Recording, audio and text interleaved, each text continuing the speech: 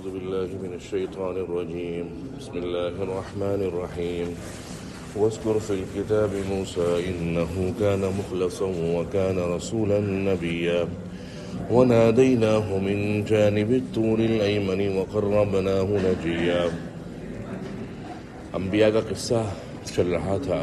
شروع حضرت زکریا اور یحییٰ سے ہوا، اس کے بعد حضرت مریم علیہ السلام، اس کے بعد حضرت ابراہیم، اور اب حضرت موسیٰ علیہ السلام کا تذکرہ ہے. چنانچہ اللہ کا ارشاد ہے، وَاذْكُرْ، اور اے نبی ذکر کیجئے، فی الکتابی، قرآن مجید کتاب کے اندر، موسیٰ، حضرت موسیٰ کا تذکرہ، اِنَّهُ كَانَ مُخْلَصًا، بلا شبہ وہ چنے ہوئے نبی تھے، بلا شبہ وہ چنے ہوئے میں سے تھے، وَكَانَ رَسُولًا نَبِيًّا، اور وہ رسول نبی تھے، وَنَادَيْنَاهُ، اور ہم نے ان کو پکارا، من جانب الطور الایمنی، سیدھے ہاتھ داہنے ہاتھ کے پہلو طور کی طرف سے، وَقَرَّبْنَاهُ نَجِيًّا، اور ہم نے ان کو قریب کیا اپنی راز کی باتیں کرنے کے لیے، وَوَهَبْنَا لَهُم مِّن رَّحْمَتِنَا، اور ہم نے ان کو دیا ہماری مہربانی سے، اخاہ ہارون، ان کے بھائی ہارون کو، نبیًا، بطور نبی، وَاذْكُرْ فِي الْكِتَابِ اسماعیل، اور اے نبی تذکرہ کیجئے کتاب میں حضرت اسماعیل کا قصہ، اِنَّهُ كَانَ صَادِقَ الْوَعْدِ، بلا شبہ وہ وعدے کے سچے تھے، وَكَانَ رَسُولًا نَبِيًّا، اور وہ رسول نبی تھے، وَكَانَ يَأْمُرُ، وہ حکم کرتے تھے یأمر حکم کرتے تھے، اہلہ، اپنے گھر والوں کو، بالصلاۃ والزکاۃ، نماز اور زکوٰۃ کا، وَكَانَ عِندَ رَبِّهِ مَرْضِيًّا، اور وہ اپنے رب کے راضی شدہ بندوں میں سے تھے.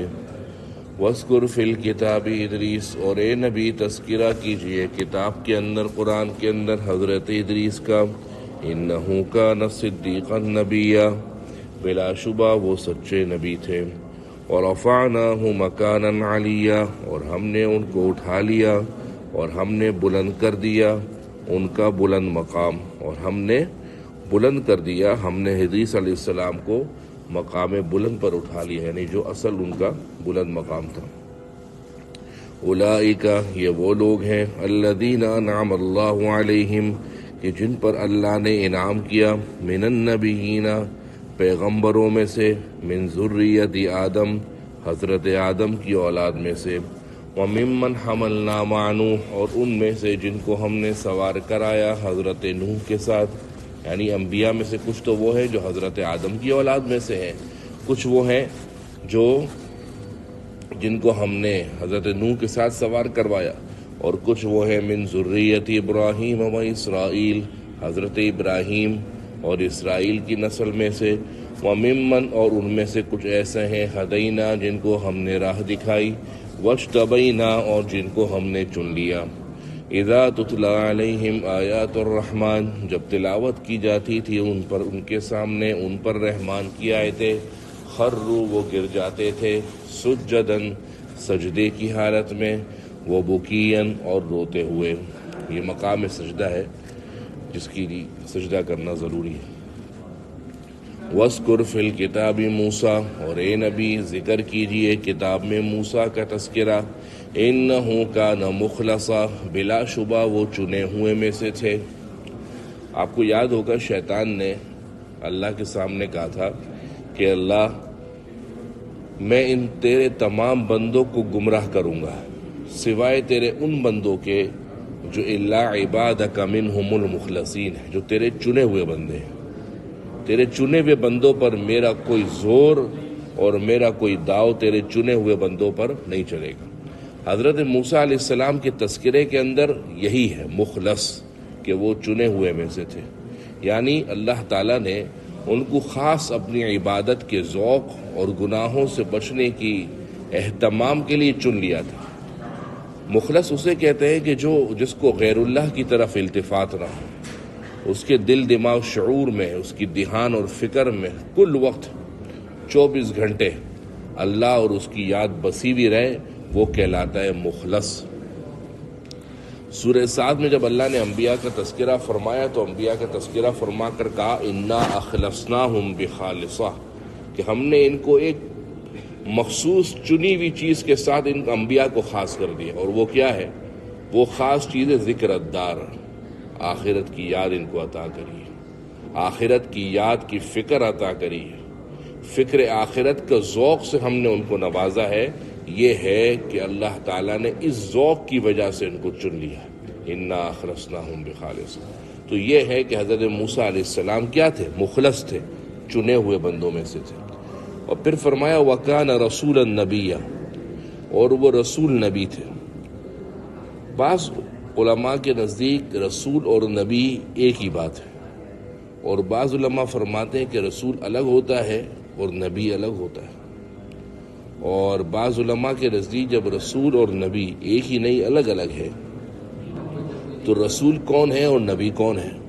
تو کہتے ہیں کہ رسول وہ پیغمبر ہے جس کے پاس شریعت نہیں ہو یا کتاب نہیں ہو، یعنی وہ پچھلے انبیاء کی شریعت پر عمل پیرا نہ ہو، بلکہ اس کے پاس نئی شریعت آئی ہو اور اس کی قوم نہیں ہو، اس کی کتاب نہیں ہو۔ جیسے حضرت ادریس علیہ السلام، ان کے پاس 30 صحیفے آئے، الگ سے کتاب نہیں تھی لیکن ان کے 30 صحیفے الگ تھے، کیونکہ یہ پہلے باقاعدہ نبی تھے۔ حضرت آدم علیہ السلام باقاعدہ صاحب شریعت نبی نہیں تھے، بلکہ وہ تو اس دنیا کے اندر انسانوں کے سردار تھے، سپہ سالار اور سرخیل تھے، وہ باقاعدہ کسی کتاب کو لے کر حضرت آدم نہیں آئے تھے۔ اور نبی اس کو کہتے ہیں کہ جس کے پاس کوئی نئی چیز نہ ہو، بلکہ وہ پرانی شریعت کا خود بھی پیروکار ہو اور اپنی قوم کو اسی شریعت کی طرف دعوت دیتا ہو۔ تو بعض کے نزدیک ایک ہی بات ہے، بعض کے نزدیک الگ الگ ہے، اور جن کے نزدیک الگ الگ ہے ان میں سے بعض کہتے ہیں کہ رسول وہ ہے جس کے پاس نئی شریعت ہو، نئی کتاب ہو اور اس کی قوم بھی نہیں ہو، اور بعض فرماتے ہیں کہ نبی وہ ہے کہ جس کے پاس شریعت پرانی ہو یا پرانے انبیاء کا خود پیروکار بھی ہو اور اس کی قوم کو بھی، اپنی قوم کو بھی وہ اسی طرف دعوت دے۔ رسول اور نبی کی اس تعریف میں بعض علماء نے الٹا بھی کیا ہے، یعنی نبی نئی شریعت نئی کتاب والے کو سمجھا ہے اور رسول پرانی شریعت اور پرانی کتاب والے کو سمجھا ہے۔ لیکن راجح قول کے مطابق اس میں الگ الگ ہونے کی جو بات ہے، جو قول بتایا کہ رسول الگ ہے اور نبی الگ ہے، یہ قول زیادہ راجح ہے۔ اور قرآن مجید کی ایک آیت کہ وَمَا أَرْسَلْنَا مِن قَبْلِكَ مِن رَّسُولٍ وَلَا نَبِيٍّ، اور اے نبی ہم نے آپ سے پہلے کوئی رسول اور نبی نہیں بھیجا، إِلَّا إِذَا تَمَنَّىٰ أَلْقَى الشَّيْطَانُ فِي أُمْنِيَّتِهِ، مگر یہ کہ جو بھی آگے بات، تو وہاں پر رسول اور نبی کا الگ الگ تذکرہ کیا کہ جس سے اس بات کا پتہ لگتا ہے کہ بھائی رسول اور نبی الگ الگ ہیں۔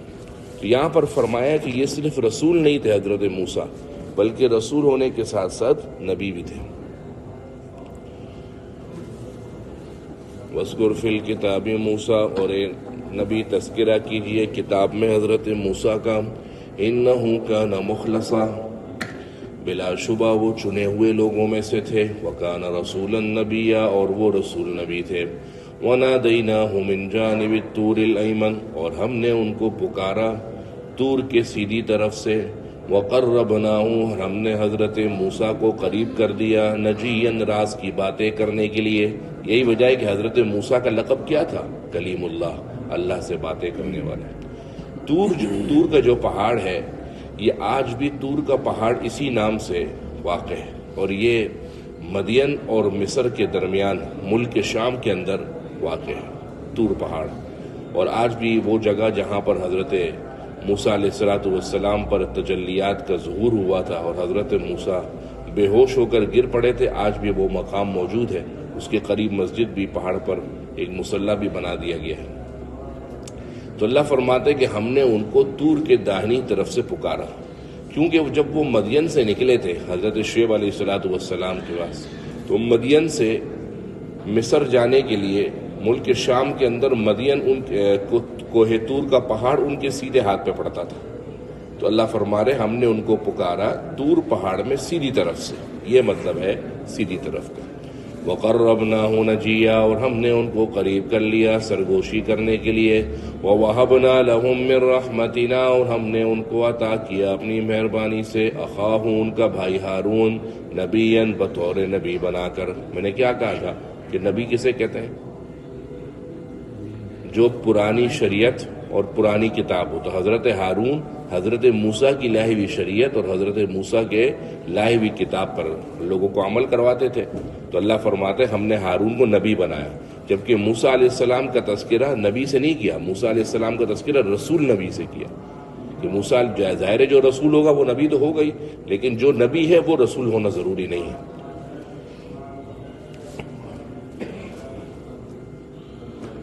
حضرت موسیٰ علیہ السلام نے اللہ سے دعا کی تھی کہ اللہ میرے بھائی ہارون کو میری مدد کے لیے بھیج دے، اس کی زبان میں بھی فصاحت ہے اور اس کی زبان بھی تیز ہے، تو وہ مجھ سے دعوت دعوت دینے کے اندر میرے لیے کارآمد ثابت ہوگا۔ تو اللہ نے فرمایا سنشد عضدک بأخیک، اے نبی موسیٰ ہم آپ کے بازو کو آپ کے بھائی سے مضبوط کریں گے۔ معلوم ہوا کہ اگر بھائی اچھا اور درست ہو اور اچھی ڈگر اور اچھی راہ پر چلتا ہو تو ایسا بھائی دوسروں کے لیے مضبوطی کا سامان ہوتا ہے، ایسا بھائی دوسروں کے لیے مضبوطی کا سامان ہوتا ہے، جیسے اللہ نے خود فرمایا کہ موسیٰ ہم نے جو آپ کو آپ کا بھائی ہارون دیا ہے، ہم اس کو آپ کے بازو کو آپ کے بھائی کے ذریعے سے مضبوط کر دیں گے۔ تو اللہ فرماتے ہم نے اپنی مہربانی سے ان کو ان کا بھائی ہارون بطور نبی بنا کر بھیجا۔ اور یاد کیجئے فی الکتاب اسماعیل، تذکرہ کیجئے کتاب میں حضرت اسماعیل کا، انہو کان صادق الوعد، بلا شبہ وہ سچا، بلا شبہ وہ وعدے کے کھرے، وعدے کے سچے تھے، وہ وعدے کے کیا تھے؟ سچے تھے۔ وکان رسولا نبیا، اور وہ رسول نبی تھے۔ اب حضرت اسماعیل علیہ السلام کا تذکرہ پیچھے حضرت ابراہیم میں نہیں ہوا، پیچھے ہم نے حضرت ابراہیم کی ذریت میں جب قصہ آیا تو وہاں پر حضرت اسحاق کا تذکرہ ہوا اور یعقوب کا ہوا، حضرت اسماعیل کا نہیں ہوا، حالانکہ وہ بیٹے تھے، کیونکہ اسماعیل علیہ السلام کا تذکرہ آگے مستقل آ رہا تھا تو پیچھے ان کا تذکرہ نہیں ہوا۔ حضرت اسماعیل علیہ السلام کو رسول نبی کہا گیا، حالانکہ یہ دیکھا جائے جو ابھی تعریف میں نے آپ کو بتائی اس کے مطابق تو نبی تھے، کیونکہ حضرت ابراہیم کی لائی ہوئی شریعت کے پیروکار تھے۔ تو جو اگر تعریف آپ نے میری غور سے سنی ہے تو اس تعریف میں میں نے یہ کہا تھا کہ بعض اوقات نبی تو پرانا ہوتا ہے، پرانی شریعت کو لے کر چل رہا ہوتا ہے، لیکن قوم نہیں ہوتی ہے۔ حضرت اسماعیل کی جو قوم تھی وہ قوم کا نام قبیلہ جرہم کے لوگ تھے، چونکہ وہ قوم نئی تھی اور نئی قوم کو دعوت دی جا رہی تھی تو حضرت اسماعیل علیہ السلام رسول بن گئے، وکان رسول النبی۔ تمام انبیاء وعدے کے سچے ہوتے ہیں، تو حضرت اسماعیل کو خاص کیوں کیا؟ وہ وعدے کے سچے تھے، اس میں کوئی شک نہیں ہے، تمام انبیاء وعدے کے پورے کرنے والے، کمٹمنٹ کو پورا کرنے والے ہوتے ہیں، لیکن حضرت اسماعیل کی شان اس معاملے کے اندر انوکھی اور نرالی تھی کہ انہوں نے اپنے آپ کو قربانی کے لیے اللہ کے سامنے پیش کر دیا تھا کہ اللہ میں اپنے آپ کو اپنی جان جسم کو آپ کے سامنے قربانی کے لیے پیش کر رہا ہوں۔ اس خصوصی نرالی اور انوکھی شان کی وجہ سے حضرت اسماعیل علیہ السلام کو وعدے کا سچا اور کھرا کہا گیا۔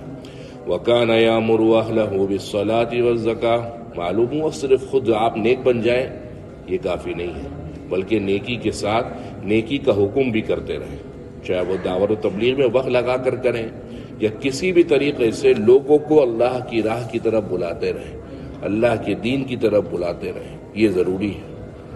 اور اس کا آغاز کہاں سے کریں؟ پڑوسی سے، ٹھیلے والے سے نہیں بھائی، تبلیغ کا آغاز معذرت کے ساتھ محسوس نہ فرمائیے گا، اپنے گھر سے ہے۔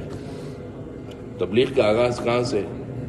اور ہمارے آج کل تبلیغ کا آغاز کرتے ہیں باہر ٹھیلے والے سے، پڑوسی سے، تو اپنے اپنوں کو کون سمجھائے گا؟ سب سے پہلے تبلیغ کا آغاز اپنوں سے ہوتا ہے۔ حضور صلی اللہ علیہ وسلم کو جب تبلیغ کا حکم دیا گیا کہ نبی آپ کو نبی بنائیے، اب آپ نکلیے ڈرائیے لوگوں کو، تو سب سے پہلے آپ ڈرانے کے لیے باہر نہیں جائیں، فرمایا وانذر عشیرتک الاقربین، جو آپ کے قبیلے کے اپنے لوگ ہیں پہلے ان کو ڈرائیے۔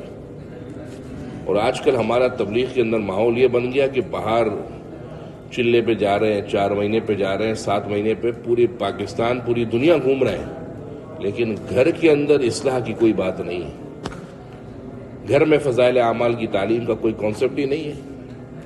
نہ بیوی کو اچھی راہ دکھاتے ہیں، نہ اولاد کی کوئی اصلاح اور تربیت میں کوشش کرتے نہیں. ہم باہر تبلیغی ہیں، تبلیغ کیسے کر رہے ہیں بھائی؟ باہر پڑوسیوں کو دین کی دعوت دے رہے ہیں، مسجد والوں کو دین کی دعوت دے رہے ہیں، اور بعض اوقات جو نمازی ہوتا ہے اس کو نماز کی دعوت دے رہے ہیں. جو نماز پڑھنے والا ہے اس کو کیا دعوت دے رہے ہیں؟ نماز کی. اور جو گھر کے اندر آپ کا بچہ، آپ کے والدین، آپ کی بیوی بے نمازی، اس کو دعوت دینے والا کوئی نہیں. یہ کون سی تبلیغ ہے بھائی؟ انبیاء کا وصف بتایا کہ ان کی تبلیغ کا آغاز اپنے گھر سے ہوتا ہے. کان یامر اہلہ بالصلاۃ والزکاۃ. صلاۃ وہ عبادت ہے جو بدنی ہو، جسمانی ہو، اور زکوٰۃ وہ عبادت ہے جو مالی ہو. اور عبادت کی دو ہی قسمیں دنیا کے اندر ہے، یا تو عبادت جسمانی ہے یا مالی ہے. صلاۃ سے صرف نماز نہیں بلکہ تمام جسمانی اور بدنی عبادات، روزہ وغیرہ مراد لیے گئے. اور زکوٰۃ سے صرف زکوٰۃ نہیں بلکہ تمام مالی عبادات، چاہے وہ حج ہو، نکاح ہو، سارے مراد لیے گئے کہ وہ اپنے گھر والوں کو ان اچھی باتوں کا حکم کرتے ہیں. وَكَانَ عِندَ رَبِّهِ مَرْضِيًّا. اور وہ اپنے رب کے راضی شدہ بندوں میں سے تھے. وَاذْكُرْ فِي الْكِتَابِ ادریس. اور اے نبی تذکرہ کیجئے کتاب میں ادریس کا. حضرت ادریس کا یوں دیکھا جائے تو حضرت آدم کے بعد کے ہیں، اور حضرت نوح علیہ السلام سے تقریباً 1000 سال پہلے حضرت ادریس علیہ السلام. گویا حضرت نوح کے آباء و اجداد میں حضرت ادریس ہیں، لیکن ان کا تذکرہ قرآن آخر میں کر رہا ہے ان کی شان اور عظمت نرالی ہونے کی وجہ سے. چنانچہ ارشاد اللہ فرماتے ہیں انہ کان صدیقا نبیا. بلا شبہ وہ سچے نبی تھے. ورفعناہ مکانا علیا. اور ہم نے بلند کر دیا ان کا تذکرہ، اور ہم نے ان کا مقام بلند کر دیا. اس آیت کی وجہ سے بعض مفسرین اور بعض مورخین فرماتے ہیں کہ حضرت ادریس علیہ السلام ان انبیاء میں سے ہے جن کو اللہ تعالیٰ آسمان پر اٹھا کر لے گئے، اور قرب قیامت کے اندر اللہ تعالیٰ ان کو واپس بھیجیں گے.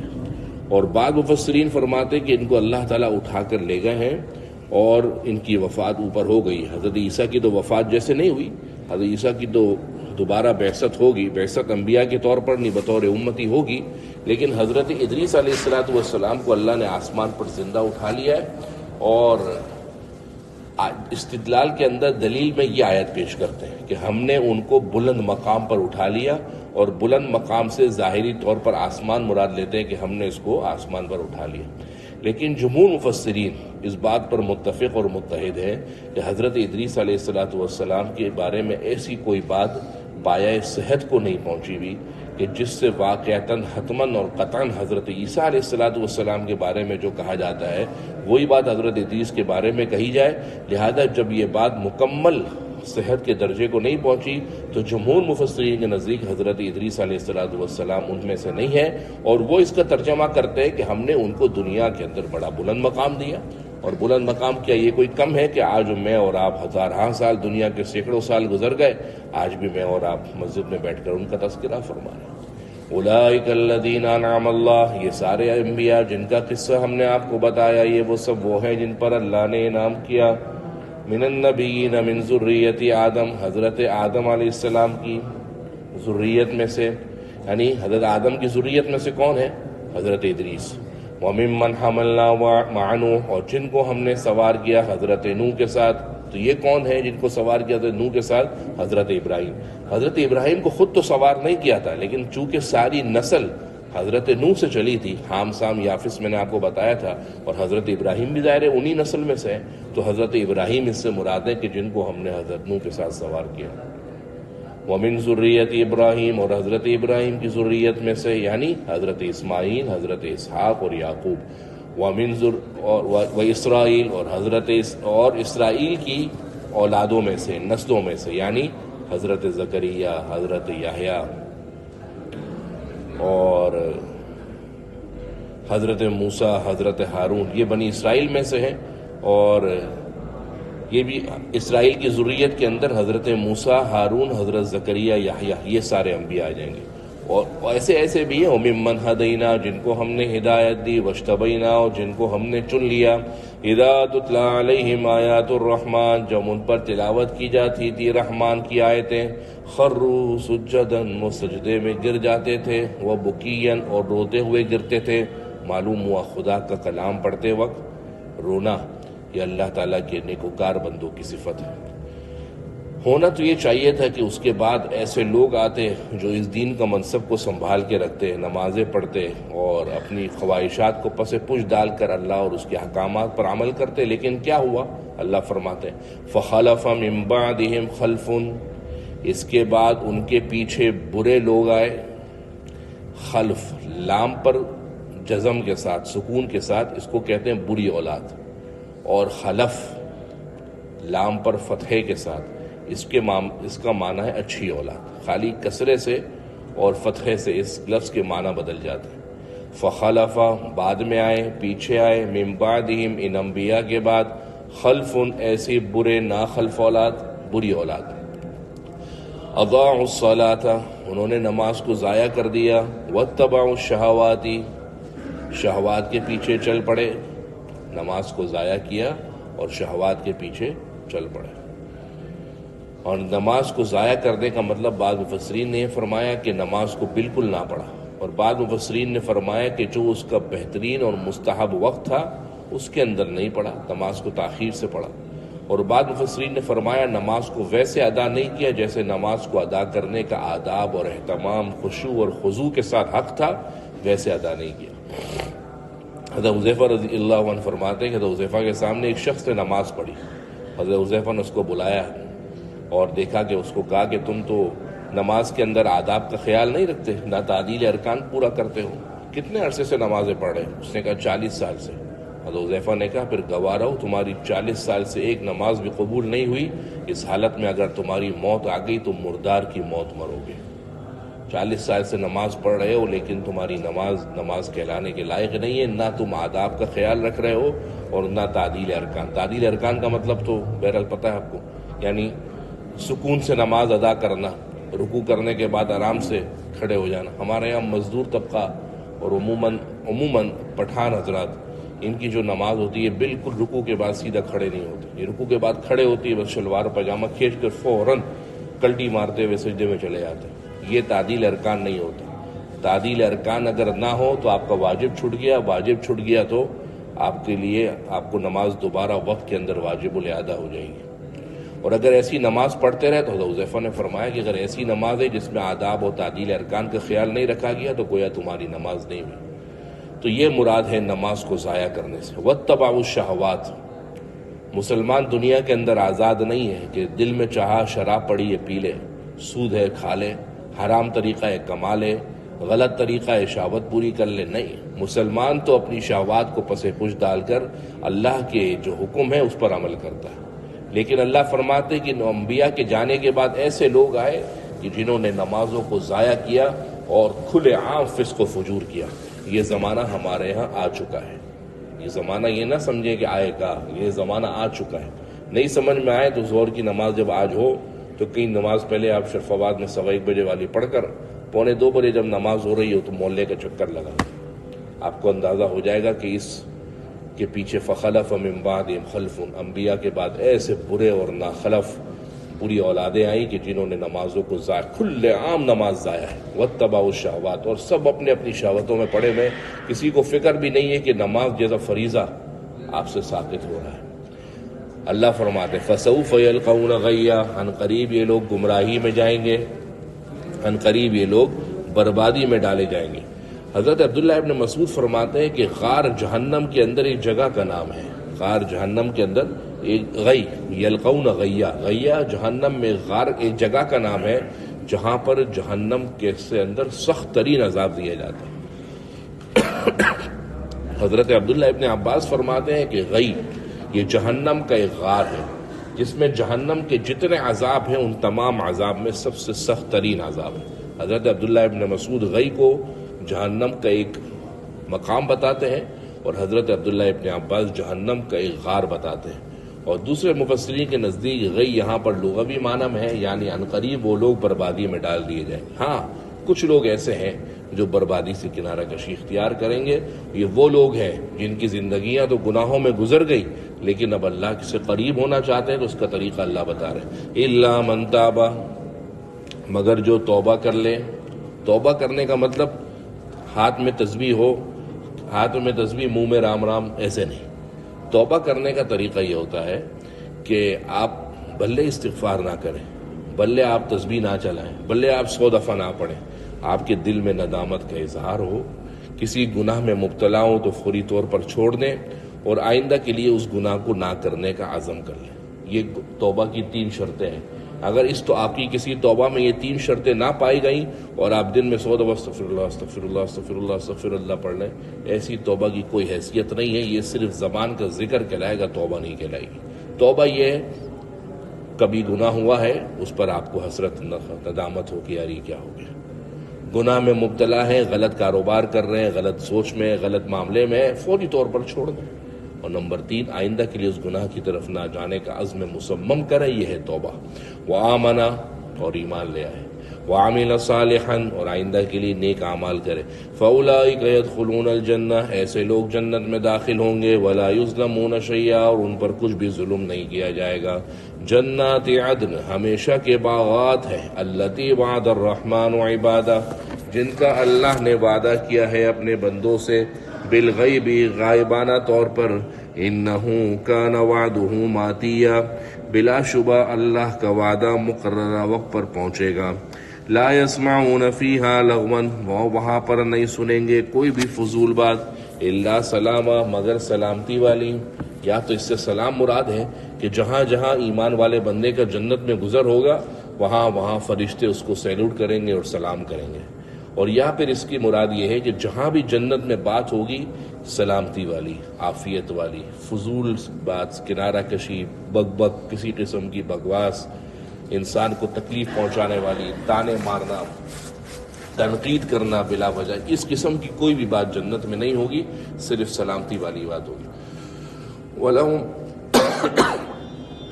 وَلَهُمْ رِزْقُهُمْ فِيهَا، اور ان کو وہاں پر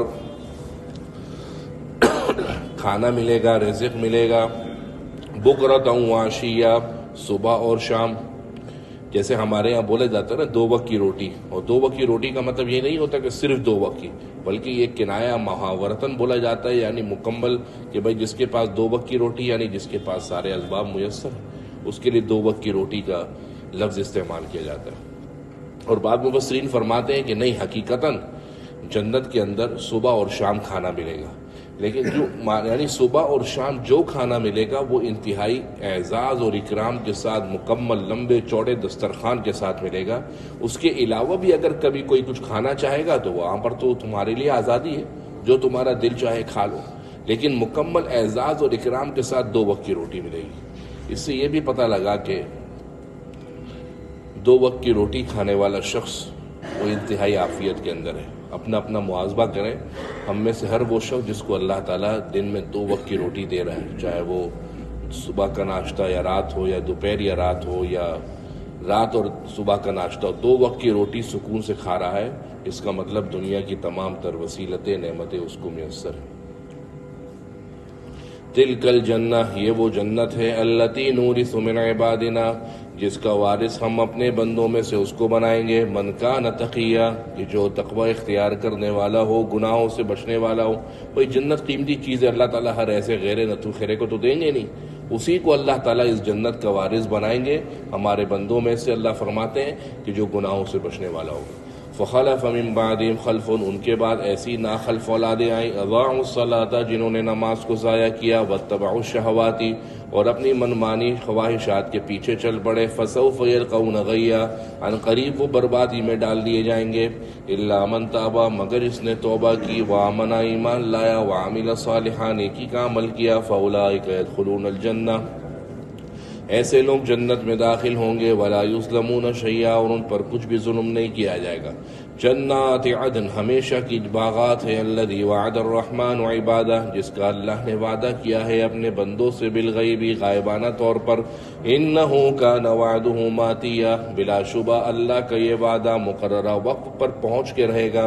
لا یسمعون فیہا لغوا، وہ لوگ وہاں پر کوئی فضول بات نہیں سنیں گے، الا سلاما، مگر سلامتی والی، وَلَهُمْ رِزْقُهُمْ فِيهَا، اور ان کو وہاں پر رزق ملے گا، بُكْرَةً وَعَشِيًّا، صبح و شام۔ تِلْكَ الْجَنَّةُ الَّتِي نُورِثُ مِنْ عِبَادِنَا، یہ وہ جنت ہے جس کا وارث ہم اپنے بندوں میں سے بناتے ہیں اس کو، مَنْ كَانَ تَقِيًّا، جو گناہوں سے بچنے والا ہو۔